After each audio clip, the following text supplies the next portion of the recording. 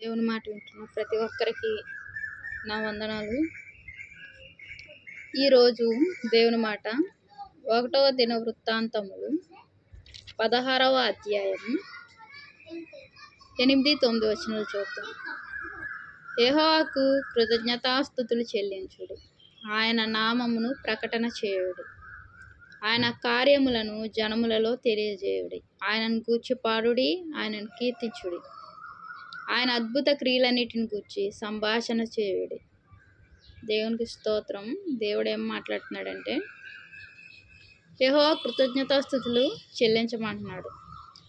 జీవితంలో నీకు ఎన్నోసార్లు ఒకటి కాదు, రెండు కాదు, 3 కాదు, ఎన్నెన్నో కార్యాలు, ఎన్నెన్నో ఆశ్చర్యకార్యాలు, ఎన్నో గొప్ప కార్యాలు, వర్ణించలేనివి, వర్ణించదగినవి, ఎన్నో రకరకాల కార్యాలు దేవుడు నీ జీవితంలో చేస్తూ వచ్చాడు.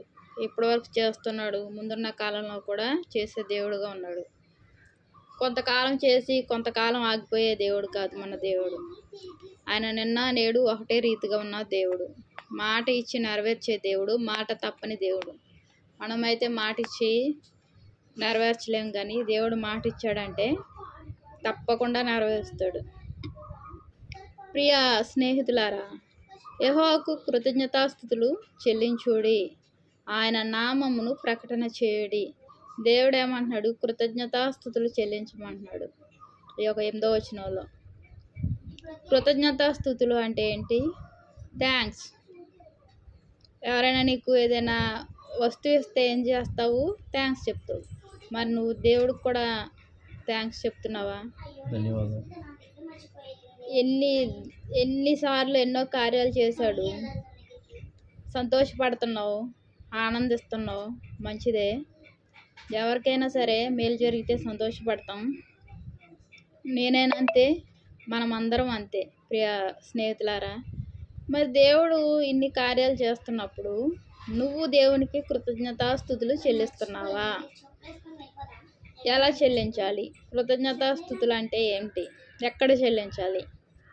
ప్రియ సహోదరి సహోదరులారా, కృతజ్ఞతాస్తుతులు అంటే థ్యాంక్స్ చెప్పడం, ధన్యవాదాలు, వందనాలు. ఇది మనం మనుషులు ఇచ్చే గిఫ్ట్లకి థ్యాంక్స్ చెప్తాం, చాలా చాలా థ్యాంక్స్ అంటాం. మరి దేవుడికి కూడా చెప్పాలి కదా. ఆయన కూడా నీ దగ్గర నుంచి కృతజ్ఞతాస్తుతులు చెల్లించాలని కోరుకుంటున్నాడు. ఎక్కడ చెల్లించాలి? ఎప్పుడు చెల్లించాలి? దానికంటే ఒక సమయం లేదు. ప్రియ సహోదరి సహోదరులారా, కృతజ్ఞతాస్తుతులు చెల్లించడానికి సమయం లేదు. దేవుడు నీకు నీ జీవితంలో ఏదైనా మేలు చేసినప్పుడు, ఒక కార్యం చేసినప్పుడు వెంటనే నువ్వు ఎక్కడున్నా సరే అక్కడ మోకరించి, తండ్రి నీకు వందనాలు. నిలబడి ఉన్నావా? తండ్రి నీకు వందనాలు అయ్యా, నా పట్ల నువ్వు ఈ కార్యం చేసావు. నీ ఇంటర్వ్యూలో నువ్వు సెలెక్ట్ అయ్యావా? తండ్రి నీకు వందనాలు, నా పట్ల నువ్వు కార్యం చేసావు. నీకు ఎగ్జామ్స్లో మంచి మార్క్స్ వచ్చి ముందుకు కదిలావా? ఆగిపోయి నీ జీవితం సాగిపోతుందా? తండ్రి నీకు వందనాలు అయ్యా, సాగిపోయే జీవితాన్ని ఇచ్చావు. నీ అప్పుల బాధలు, అప్పులు తీరిపోయాయా?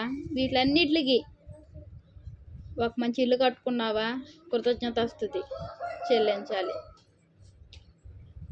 వెంటనే చెల్లించాలి. అదే రీతిగా ఇంటికి వచ్చి దేవుని సన్నిధిలో మోకరించి కృతజ్ఞతాస్తుతులు చెల్లించాలి.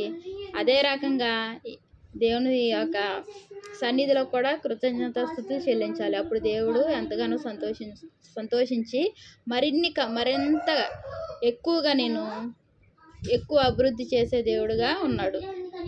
నువ్వు ఎప్పుడైతే కృతజ్ఞతాస్తుతులు చెల్లిస్తావో నీ జీవితంలో ఇంకా మేలులు చేసి ఆయన కృతజ్ఞతాస్తుతులు పొందే దేవుడుగా మన దేవుడు ఉన్నాడు. ఆయన నామమును ప్రకటన చేయుడి. దేవుడు నాకు ఈ రకంగా చేశాడు, నా పట్ల నా జీవితంలో ఇన్ని కార్యాలు చేశాడు అని ఆయన గురించి మనం ఇతరులకు సాక్ష్యం చెప్పేవారిగా ఉండాలి. ఆయన కార్యములను జనములలో తెలియజేయాలి. స్నేహితులకి, బంధుమిత్రులకి, అందరికీ నా దేవుడు ఈ రీతిగా చేశాడని మనం తెలియజేయాలి. ఆయనను గూర్చి పాడాలి, కీర్తించాలి. ఆయన అద్భుత క్రియలన్నిటిని గూర్చి సంభాషణ చేయాలి. ప్రియ స్నేహితులారా, ఆయన చేసిన అద్భుత క్రియలు ఒకటి కాదు రెండు కాదు కదా మన జీవితంలో ఎప్పటి వరకు చేస్తున్నాడు. ముందున్న కాలంలో కూడా ముదిమి వచ్చే వరకు ఎత్తుకుని దేవుడు ముదిమి వచ్చే వరకు చివరి రోజు వరకు మన జీవితంలో ఎన్నో కార్యాలు చేసే దేవుడుగా ఉన్నాడు.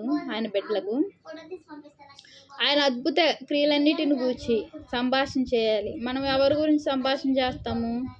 ఇతరుల గురించి, వారి యొక్క ఆస్తులు అంతస్తుల గురించి, వారి అందం గురించి, వారి యొక్క వస్తువుల గురించి. ఇది కాదు సంభాషణ చేయాల్సింది. మనం ఎక్కడ నిలబడినా ఎక్కడ కూర్చున్నా దేవుని కూర్చున్న సంభాషణ కలిగి ఉండాలి.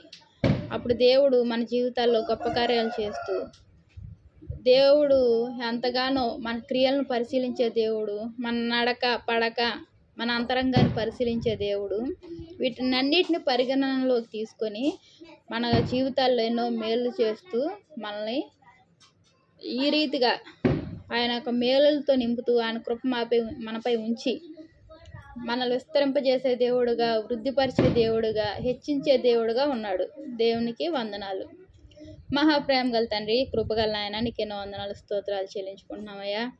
ఈ యొక్క సమయంలో కృతజ్ఞత స్తుతులు చెల్లించమంటున్నావు, నీ నామమును ప్రకటన చేయమంటున్నావయ్యా. అదే రీతిగా ప్రభువా మా జనములలో తెలియజేయమంటున్నావు, పాడమంటున్నావు, కీర్తించమంటున్నావయ్యా. ఈ యొక్క అద్భుత క్రియలను గురించి సంభాషణ చేయమంటున్నావు ప్రభువా నాయన. నీ గురించి ధ్యానము, నీ గురించి సంభాషణ ఎంతో విలువైంది ప్రభువా నాయన. తండ్రి నాయన, ఎంతో ఉన్నత స్థితిలో ఉన్న వారి గురించి, వేరొకరి గురించి తండ్రి నాయన, మా యొక్క తండ్రి స్నేహితుల గురించి సంభాషణ కాదు కానీ గొప్ప దేవుడివి తండ్రి, నీ విలువైన రక్తంతో ప్రభువా నాయన మమ్మల్ని కొనుక్కొని నీ ప్రాణాన్ని మా కొరకు ప్రభువా నాయన ఈ లోకానికి వచ్చి అర్పించిన దేవుడు అయ్యా. విలువైన దేవుడివి, గొప్ప దేవుడు, మా సృష్టికర్తవయ్యా. మమ్మల్ని సృష్టించిన దేవ, నీ గురించి సంభాషణ చేసినప్పుడు మా జీవితంలో మేళ్ళు ఆశీర్వాదాలతో నింపే దేవుడుగా ఉన్నావని నువ్వు తెలియజేస్తున్నావయ్యా. నీ ప్రేమను బట్టి వందనాలు చెల్లించుకుంటూ ఇప్పటి నుంచి ప్రభువా నాయన నువ్వు చేసిన మా యొక్క జీవితంలో నువ్వు చేసిన కార్యాలన్నిటిని గురించి కృతజ్ఞత స్తుతులు చెల్లించే వారంగా మమ్మల్ని ఉంచమని నీ ఆశీర్వాదాలు మాపై కుమ్మరించు తండ్రి నాయన. నీకు వందనాలు చెల్లించుకుంటూ నా ప్రభుని ప్రియరక్షకుడు అనే యేసుక్రీస్తు నామములో అత్యనంగా బ్రతిలాడి వేడుకుంటున్నాను తండ్రి. ఆమేన్.